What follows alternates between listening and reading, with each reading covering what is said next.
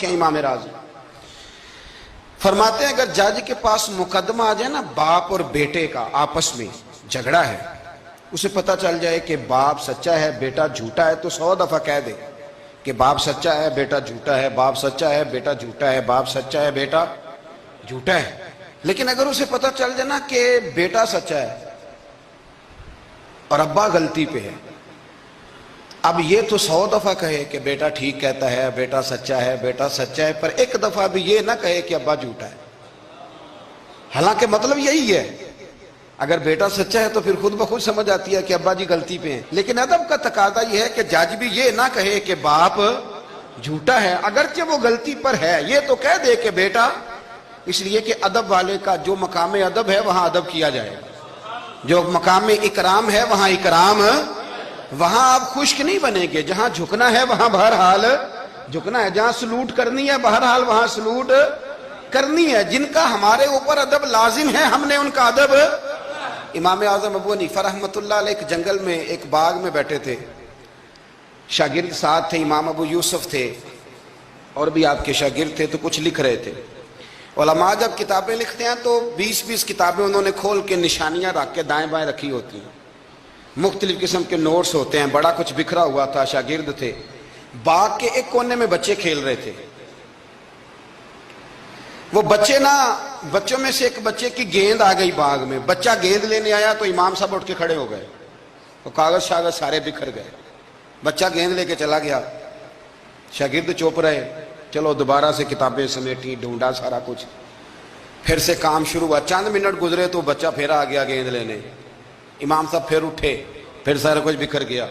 شاگردوں نے برداشت کیا، سارے شاگردوں میں برداشت بھی نہیں ہوتی، شاگردوں کی بھی موج ہوتی ہے، شاگردوں مریدوں کا بھی اپنا اپنا وقت ہوتا ہے خدمت کرنے کا، اپنا اپنا سٹائل ہوتا ہے ادب کرنے کا، دور بڑا منفرد آ گیا، تیسری دفعہ چوتھی دفعہ 5 دفعہ ہو گئی تو بس شاگردوں کی جو صبر تھا حوصلہ وہ جواب دے گیا، بچہ پتہ نہیں کتنی دفعہ آئے گا، جب وہ بچہ پھر آیا، امام صاحب بوڑھے آدمی تھے، گھٹنوں میں درد بھی تھی، بڑی مشکل سے اٹھتے، چیزیں ساری بکھر جاتی، وہ بچہ جب 7ویں دفعہ تو امام صاحب پھر اٹھے، تکلیف سے اٹھے، امام ابو یوسف عرض کرنے لگے حضور یہ بچہ ہے اس کی تو ڈیوٹی لگی ہوئی ہے گیند لانے کی، تو 100 دفعہ آئے گا،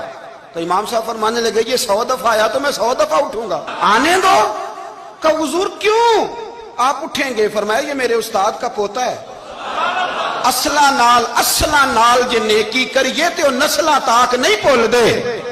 سن لو، اصلا نال جے نیکی کریے تے نسلاں تاک، ہاں بے اصلاں نال نیکی کریے تے پھول کنڈیاں نال تول دے، بے اصلاں نال۔ میں میرے استاد کا پوتا ہے تو اٹھوں نا، یہ 100 دفعہ ہے میں اٹھوں گا، میں نے اس گھر سے فیض لیا ہے، یہاں ڈیوٹی کرنا میری ذمہ داری کا حصہ ہے، سوال ہی نہیں پیدا ہوتا۔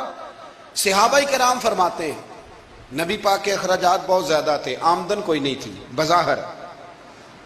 بڑے خرچے تھے، مہمان بڑے آتے تھے، بڑے معاملات تھے، اور دین کا کام بذات خود ایک محنت ہے۔ ہمارے یہاں لوگ بڑا کہتے ہیں علماء جی یہ پیر صاحب کرتے کیا ہیں؟ میں کہتا ہوں پیر صاحب میں نوکری لوا دے، کہندے وہ فلانے مفتی صاحب ڈیوٹی کیا کرتے ہیں؟ میں کہتے ہیں دینے نو دیہڑی لے جائے کر مفتی صاحب نو، نہ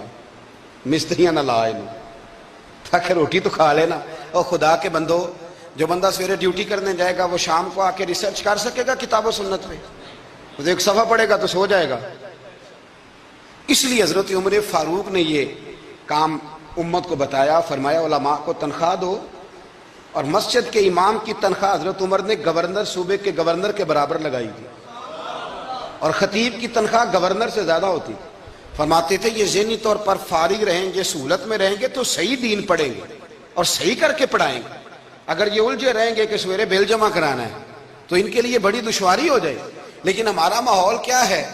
عالم جب تخصص کر لیتا ہے نا تو پی ایچ ڈی کے برابر ہو جاتا ہے، درس نظامی کے بعد جب تخصص کرتا ہے نا وہ 3 سال میں یا 2 سال میں تو پی ایچ ڈی ہے۔ آج پی ایچ ڈی آدمی جائے نا یونیورسٹی میں لگے تو تقریباً 2.25 لاکھ کے قریب اس کی تنخواہ ہے۔ عالم کو کیا دیتے ہیں لوگ؟